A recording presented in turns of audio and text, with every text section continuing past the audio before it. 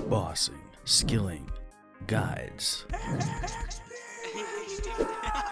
Hey guys, what is up? It is Scuzzy, and welcome to the second rendition of the 2500 loot from crystal chests with the luck of the dwarves, but this time, as you can see in the top of the video, it actually is during the voice of Seren for the Isleworth district. And now what this does is it makes it more chance of getting the specific things from the Prifddinas part of the crystal chest rather than the Taverley part of the chest. And in the background, I've sped this up to about 20 times just to make sure that you guys know that I actually open these chests. I don't have all the footage, but there is around 3 minutes of opening the chest, just so you get an idea of how intense it kind of was and sort of what was going on in the video. So I had 12 crystal keys in my inventory alongside a crystal teleport seed and then an upgraded gem bag. The upgraded gem bag is for when you're getting a dragonstone each time, as well as sometimes you get 3 diamonds and 3 rubies. You'll be able to put that in the bag, and you'll be able to do 24 of these crystal keys every single run. A run should take you around anywhere from 1 minute to 1 minute and 15 seconds. So the total duration of all of this encompassed I guess 3 of the Isleworth district sessions, so around 2 to 2.5 hours to complete the 2500 crystal keys. Towards the end of the video, or around the middle of the video, I added a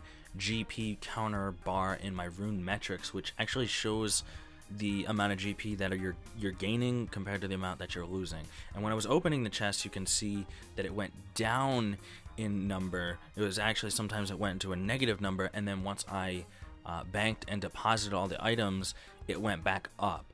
And that is because I was putting the gems in the gem bag and then emptying the gem bag at the bank. So it's kind of a rough number, and it was very like all over the place, but we're going to take a look at the actual numbers and how much I actually made during these 2500 keys, and if it's actually even better than without the voice of Seren. My guess is that it's better with the voice of Seren, but it could be wrong. I don't know, because some of the things that you get from the crystal chest with Prifddinas part is actually losing more money. Like, for example, if you get the corrupted ore, that's actually losing money, but you're gaining smithing experience. So we're going to take a look at that as well. The basic method is using a teleport option to a bank that is really close. You can use a Tucklezo ring as well as a completion escape or max cape. You choose the 7th teleport option on the crystal teleport seed, then you run south to the chest, then you surge on the steps, as I explained in the previous one of this, and that's pretty much the best way to use your surge. And then you want to summon your familiar when you get there, and you just open the chest, and then once you've used all your pieces or all your crystal keys, you want to click on your familiar, deposit into the familiar, and then take out the rest of the keys, and then finish off the other 12. You just repeat this process over and over and over again until you're finished. Let's go into the live commentary now.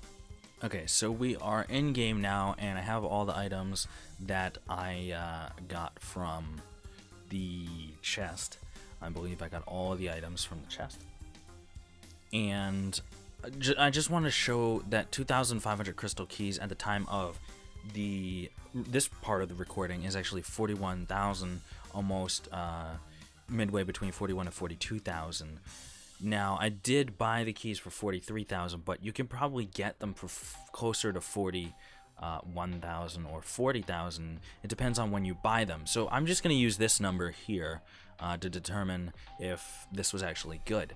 But one thing I do want to mention is that in the Prifddinas crystal chest, you get things like crystal tree blossom, and then also crystal motherlode shard, which can be used for different instances, but I can figure out how many of each that I got depending on its corresponding variant. So if you get a loop or a tooth half of key, then you also get a crystal motherlode shard times 10 but it's not always. You don't always get it. So roughly, I can say that you know, I got what, like 1,000 of these. I don't know, but I had a bunch before, so that's sort of like something that I can't really quantify. But the crystal tree blossom, I should be able to quantify, because when you get a Lanodyme, you always get a crystal blossom tree seed. So I have 570 Lanodymes here,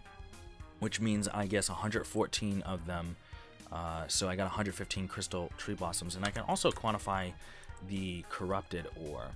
So if you guys looked at my first time doing this without the voice of Seren, you'll see that I actually lost like 2 or 3 mil. But if you look at some of the items that I got in here, you can see that I actually got more of them, and it makes sense because the voice of Seren was on. Like in the previous one, I had maybe like 12 Elder Seeds, but in this one, I have 22 Elder Seeds. And also things like the Lanodymes, I guess we're a little lower, but overall, I don't know, I got more of the coal, which makes sense because that's a Prifddinas thing. And I don't know, it's good because we have 111 mil here, not including this corrupted ore, which can be used for smithing purposes, which I could calculate really quickly, but I'm not going to just yet. We have 111.6 mil that we have at the end, 111.6, and then our starting was like 103.5 if I remember. So we made 8.1 mil in 2 to 2.5 hours. So if we just take the worst end of that, that's still 3.24 million GP per hour just for doing something like this, and it has to be done on the voice of Seren with the luck of the dwarves. But now we can calculate how much smithing experience we can get from that. You do get 150 experience when you're superheating this, but you can bump it up to 180 experience if you're doing it during the voice of Seren.